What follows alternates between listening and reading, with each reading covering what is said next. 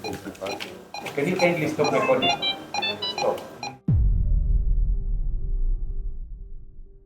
Timon, Maweu, and I just stood there, hearts in our throats, cameras suddenly dead in our hands. To understand why that moment in the theatre shook us, we go back to where it all started.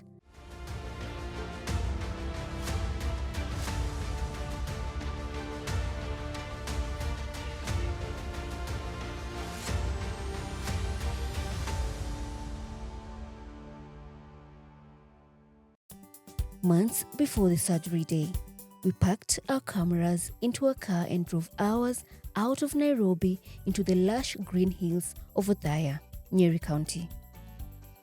This is to meet the girl whose face started it all.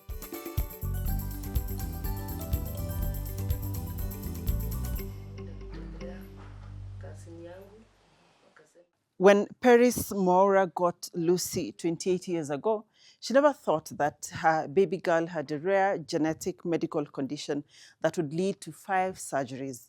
Surgeries that only seemed to poke the hornet's nest instead of permanently getting rid of the medical situation. By the time Willow Health Media took it on, Lucy's case had already survived half a decade of delays, 5 surgeries, and a growth that kept coming back. This was a story about a family that had been waiting for a very long time for someone to show up and say, "We've got you." In this story, we'll take you through the journey of Lucy. I got a call from a number I didn't know. Then, it was Dr. Margaret Mwasha. Then she explained that, they have this first in a kind of surgery that they're planning for. They sent me the presentation of Lucy and what they were intending to do, the 3D scans, the titanium implants. And she took me through all of that. And I was like, this is something that we would definitely want to cover as a media organization and document.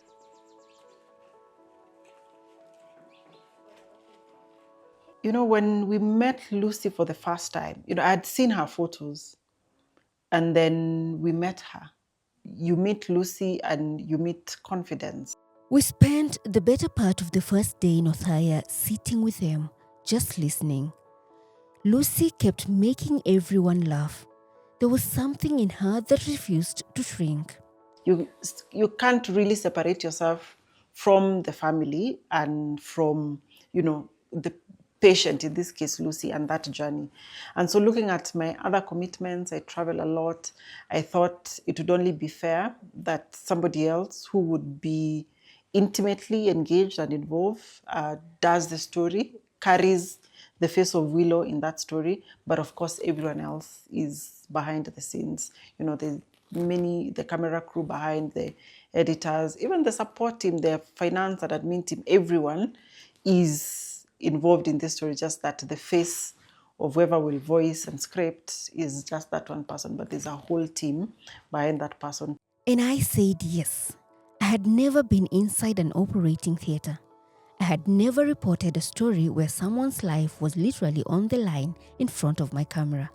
When Dr. Mercy called me and then she said, "Why don't you take over the story?"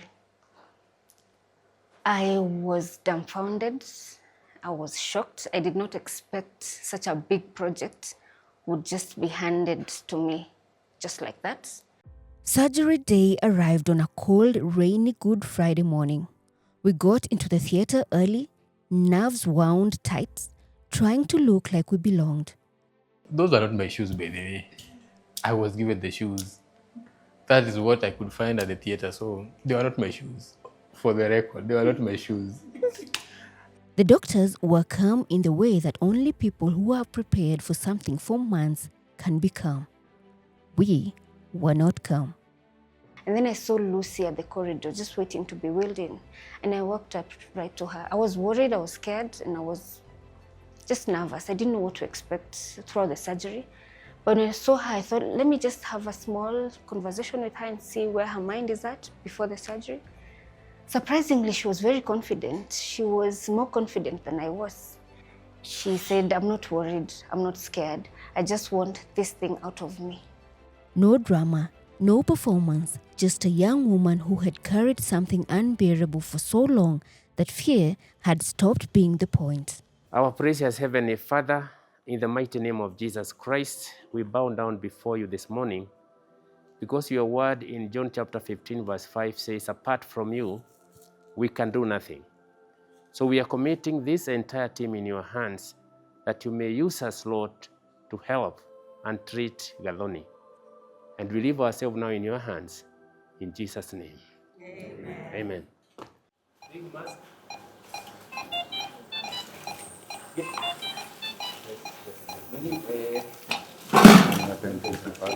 Can you kindly stop recording? Stop. We never did find out exactly what was said between those doctors in that moment. And maybe that's as it should be. When Prof said stop recording, I knew something was wrong. I treated my camera, so no one could maybe assume that I was recording. As I tried to figure out now, okay, what's the way forward after that? Yeah, so it was just an intense panic moment. In that operating room, surrounded by a team that had given years of their lives to this single moment, everything was stabilized, and the surgery began. With the hardest part done, the team began closing up, stitch by stitch. After hours in the theater, Lucy was moved to the ICU. Surgery was done. When Lucy woke up, it was over. Right next to her bed was her mom, already waiting for her baby girl to wake up. The day Lucy walked out of that hospital, the team that had fought for her so hard watched her go. She was just a girl, her mom, and a long drive home. So I first joined this story as a photographer. That was the first time when I was involved in the story. That was when Lucy was at Nairobi Hospital for her first checkup. Yeah, after the first procedure. Yeah.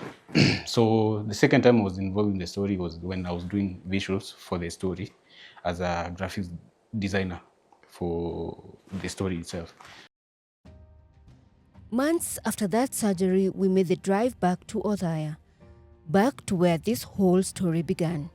We wanted to see Lucy, but this time not as a patient. We visited her 3 times.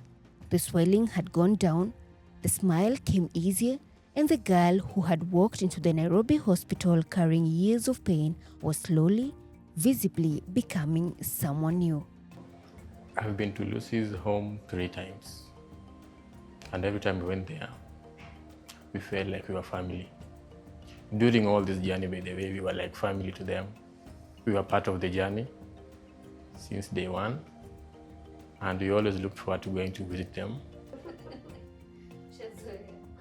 The last day I saw Lucy, she looks so good, she's so vibrant, she's so strong. Remembering what she looked like before the surgery and then comparing that to how Lucy is right now, I can say this is a miracle. She has fought to remain strong. She has worked so hard to gain the strength. She can walk around the compound. She's not straining anymore. She can breathe just fine. She's very hopeful about her future. And I remember how happy she was to see the Willow team. We've gone to visit her so many times. I don't get tired of hearing her stories and seeing the progress. From a small home in Othaya to the pages of medical history, this was never just a story about a surgery.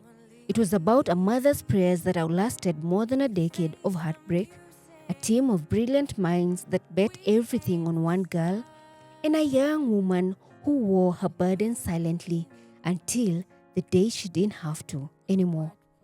For Willow Health Media, my name is Yvonne Kawira.